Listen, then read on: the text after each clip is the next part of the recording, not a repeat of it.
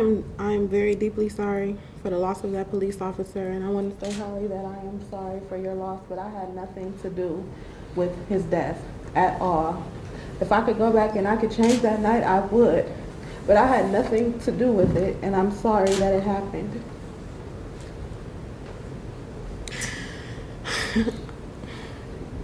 I do want to say that I do have 3 children, and that I have worked hard all my life to keep my record clean. Yes, I did love Ashford. I did love Ashford, but I would never do anything to help him escape from a tragedy like this.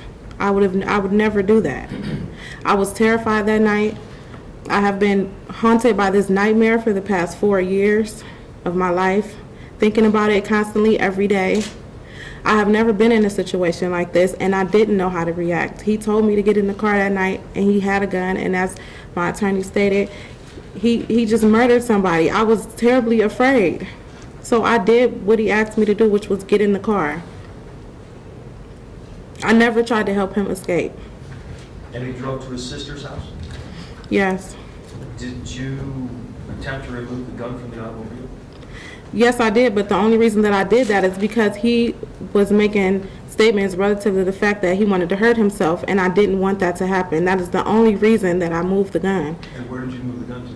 When I had never been to Bridget's house prior. Me and Bridget didn't have a relationship prior to this incident.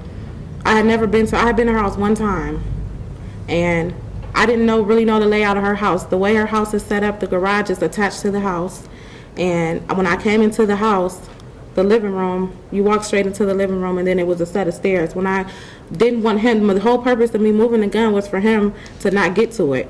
When I came in the house, he was coming down the stairs, so I just tried to hurry up and shove it in some laundry, which when he when he sat down on the couch, he felt it, and that is how he got back to it. I never tried to hide a gun from the police. I told the police that I was there. They didn't even know I was there, because I wanted to be honest about everything, and I have complied with everything they asked me to do from day one. And you testified at trial, right? Yes, I did. And you testified that the officer did not use any obscenities or make any racial comments, correct? Well, yes. Okay. You think he may have been rude, but he did not use any obscenities or make any racial comments. You indicated that Ashford had been drinking prior to the stop, and you testified at trial in Summit County. Correct. All right. How old was Ashford Thompson starting? How old is he now? How old was he at the time of the incident? About 22, I believe. 22. I believe. And how long did you know him? At that time, I met him in 2006, and this happened in about 2 years, 2008. Ever see him involved in any other acts of violence? No. No. What was his demeanor like, when he got back in the car? I mean, he was crying and he was upset.